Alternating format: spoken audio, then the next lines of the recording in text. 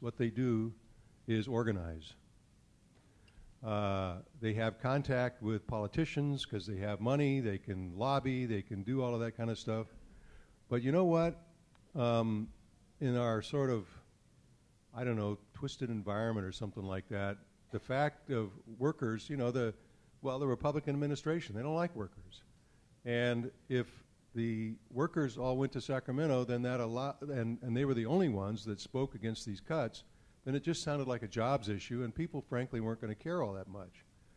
What was essential to this was we had to make it a consumer story. We had to make it a quality care story.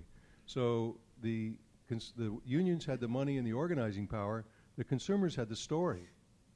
They were the ones who could tell a story that people could actually get and understand on a personal basis, and we could personalize this issue about home care. And between the two of us, we were able to knock back all of Schwarzenegger's proposed cuts. Not only that, but we ended up with another $1 an hour for the workers, and the state ended up getting more money through a federal waiver. So that was incredibly successful beyond anybody's wildest dreams. And that happened because of the IHSS coalition. I'm absolutely certain of that. I'm not exaggerating. That's the reason it happened. I have a lot of inside information from legislative people, and they said, you guys did it. That's the truth. I want you to know that.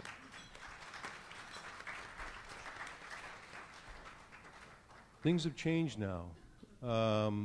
What's been happening is that our legislators have been, as Schwarzenegger says, kicking the can down the road regarding our budget issues, and they've been doing one-time fixes for so long that now we're in a real crack here.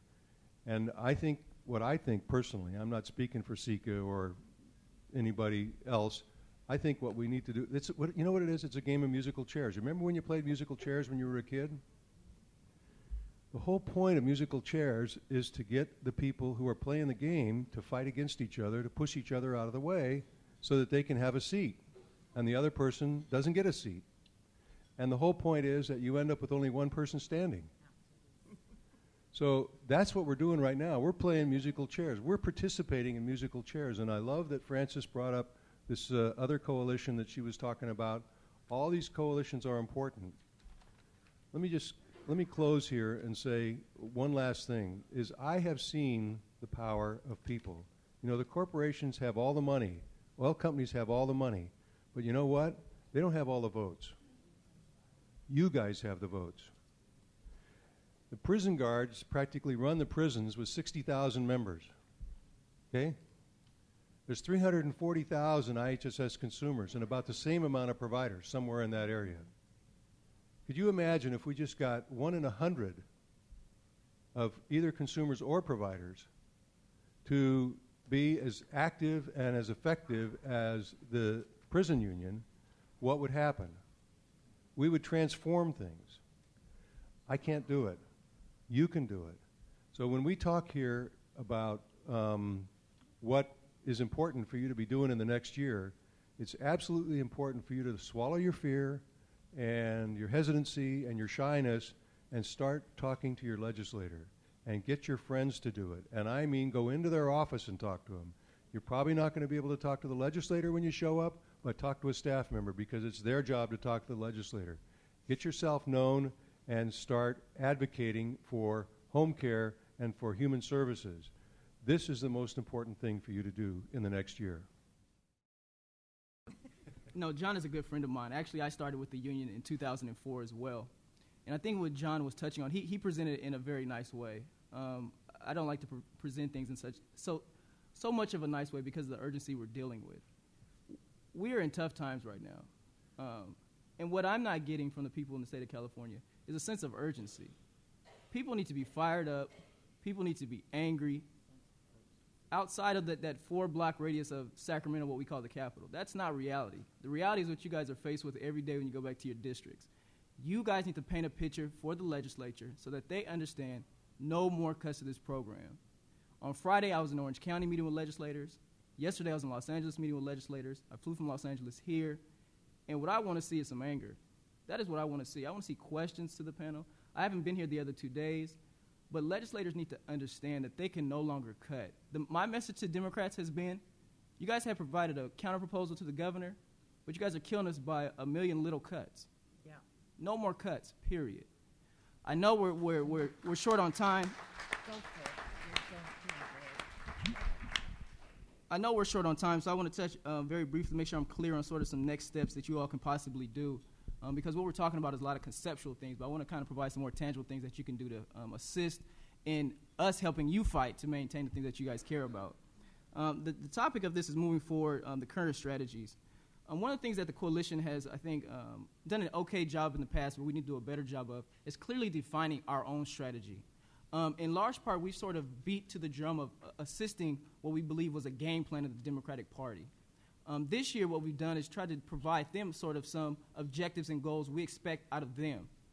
I believe you all have in your binder the IHSS Coalition open letter to Democrats. What we want to see is more of an open process. The Big Five has essentially circumvented the budget process. What happens year after year is that we go through this budget subcommittee process, then the subcommittee turns into the full committee, then what is not resolved in full committee goes to conference committee. Then the Big Five is supposed to meet and address anything that could have been resolved in conference committee. That has not happened since I've been around, actually, and that needs to stop. Because what happens is we call on all of you, we call on our members to go to these hearings, tell your stories, so that you can influence the process. But then the Big Five comes in after 6 months' worth of work and undoes everything. That needs to stop. So we want to bring the Big Five down to his knees, make sure that they understand they're public servants of us. Just because they have leadership titles, that doesn't give them an exceptional amount of privilege to undo things or the concerns that we care about.